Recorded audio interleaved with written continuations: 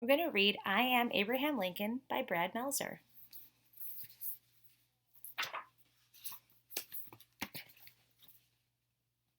I am Abraham Lincoln.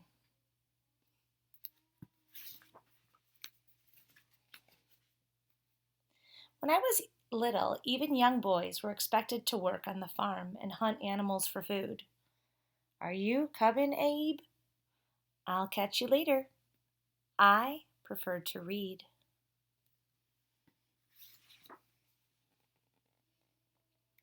I also loved animals. When I was 10 years old, I saw a group of boys playing with some turtles. They found turtles? I love turtles. Look, it's making the turtles run fast. It's the fastest turtle ever. But as I got closer, I realized they weren't playing. They were taking out hot coals and putting them on the top of the turtles to see what would happen. To them, it was harmless fun.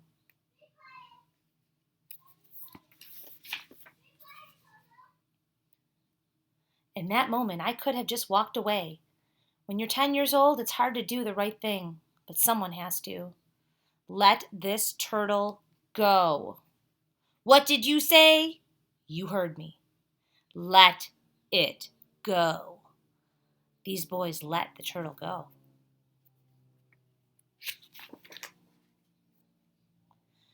Soon after, I wrote one of my first essays about how hurting animals is wrong.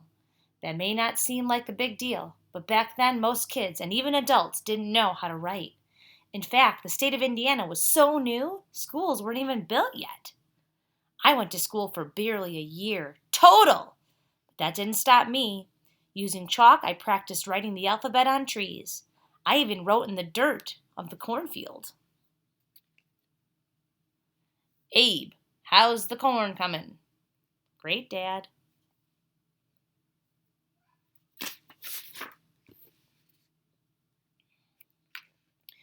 When it came to learning, my best teachers were simply books.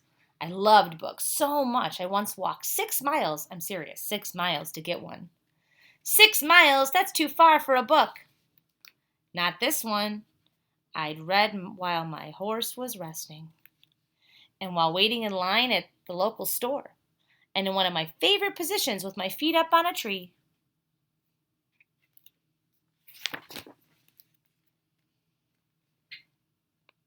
Before long, I had read every book in the neighborhood, from the Bible to Aesop's Fables to Robinson Crusoe. One of my favorites, a book about George Washington. I'd even copied my favorite parts on pieces of wood. Did you know that George Washington was a friend of men? You're a strange boy, Abraham Lincoln. Yeah, but I'm going to be on the penny someday. What's a penny?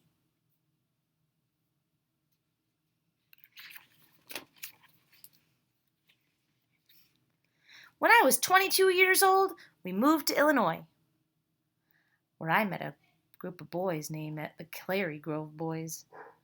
You think you're better than us? I never said that. Don't be chicken, show us what you got. Everyone in town knew they were bullies. I didn't like bullies. But I was a new guy. When they challenged me, I didn't have much choice. Today, some may call it a fight, but it really was a wrestling match. Me against their leader, Jack Armstrong. Back then, the rule was once you grabbed your opponent, you couldn't break your hold.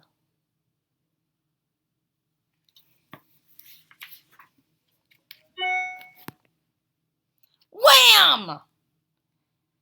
But Jack did, so he could grab my leg and send me flying. I wasn't mad I lost. Everyone loses sometimes. What got me upset? He had cheated. You didn't play fair. Maybe you want to fight us all.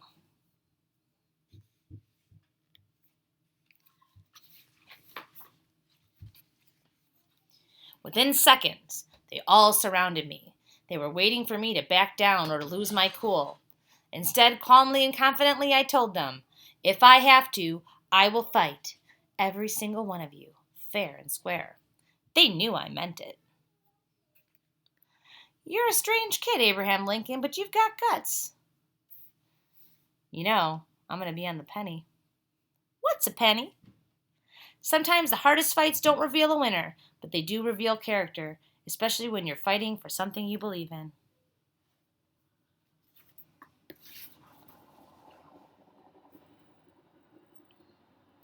Still, not every struggle brought a victory. Years later, I saw a group of slaves chained together in a boat on the Ohio River. Back then, not all people were free. Some were slaves. Just because of the color of their skin, they were forced to work without pay. They were treated terribly. I never forgot the sight of that boat. I didn't do anything that day, but for years, the memory of those people, it haunted me.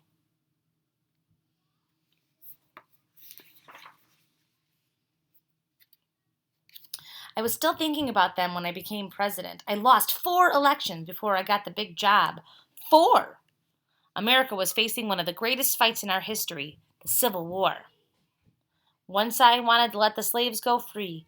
The other side, we want to keep slavery going and we'll fight anyone who says otherwise.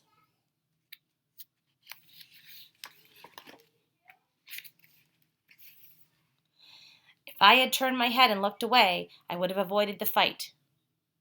But if I'd learned anything in life, it was when someone needed help, I wasn't so good at looking away. I'm sorry, I cannot allow that. What'd you just say? You heard me. These people will be free.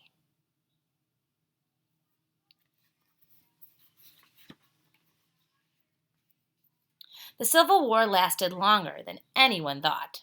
The fighting took a terrible toll. People on our side were ready to give up. To re-energize them, we held a big event in Gettysburg, Pennsylvania. The main speaker gave a speech that lasted nearly 2 hours. I gave a speech that lasted 2 minutes and used only 271 words. The most important 5 words I used, all men are created equal.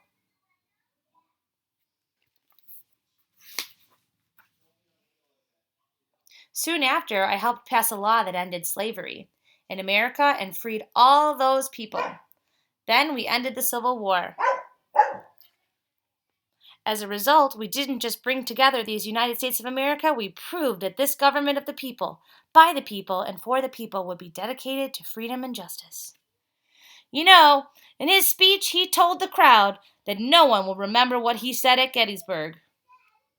Want a bit?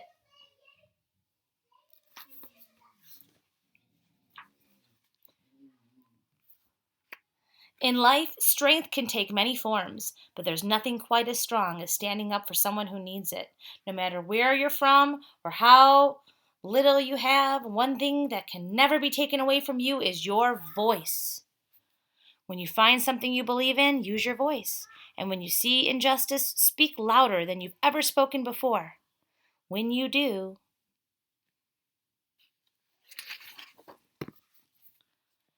it'll never be forgotten. Look! He's on the penny! I am Abraham Lincoln. I will never stop fighting for what's right, and I hope you'll remember that when you speak your mind and speak for others, there's no more powerful way to be heard.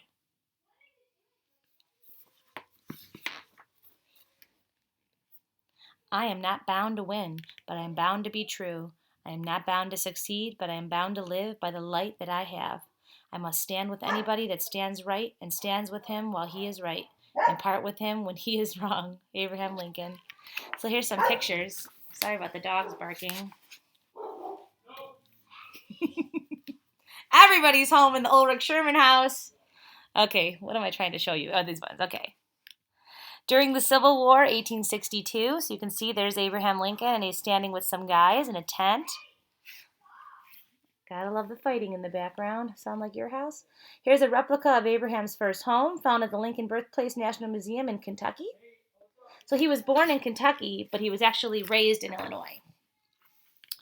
Okay, and then here we have giving the Gettysburg Address in 1863. And I actually went to Pennsylvania and went to Gettysburg 2 times in my life. Very cool vacation. Some people think that Gettysburg is haunted. And that's it. Here's some turtles. All right, Based on the yelling that's happening downstairs, I better go see what's going on. I hope you enjoyed this book. Have a good day.